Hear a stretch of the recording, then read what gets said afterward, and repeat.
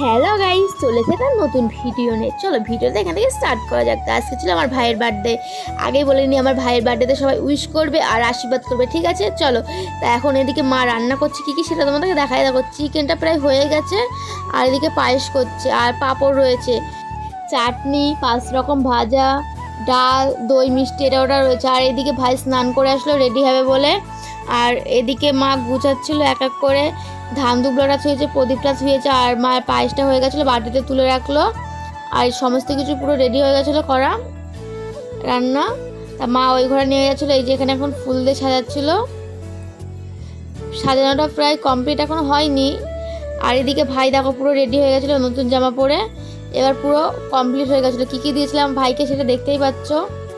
আর একবার বলে নিই, আমার ভাইকে কিন্তু সবাই উইশ করতে কেউ ভুলো না, আর সবাই আশীর্বাদ করো, ঠিক আছে?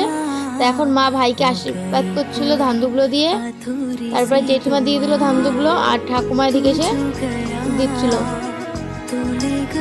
তারপরে ঠাকুমা ধান দুবলো দিল, ভাই প্রণাম করলো আর পায়েস খাইয়ে দিচ্ছিল।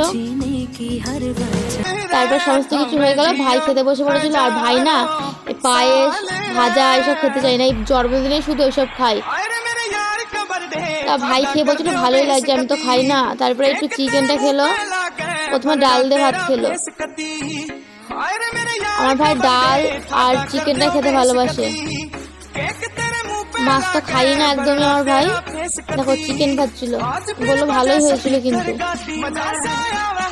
একে বললাম যে তুই তাহলে খেয়ে নে, আমি খেয়ে আসি, ঠিক আছে? পরে আমার ভাত খাওয়ার পরে আমি পায়েস খাচ্ছিলাম। তা চলো আমি পায়েসটা খেতে থাকি, আর আমার ভিডিওটা দেখতে থাকো, কেমন হচ্ছে কমেন্টে জানিয়ে দিও। আর ভিডিওটা ভালো লাগলে একটা লাইক দিয়ে দিও, ভিডিওটা শেয়ার করো। চলো বাই, আজকের মতন আবার নেক্সট ভিডিও দেখা হচ্ছে, টাটা।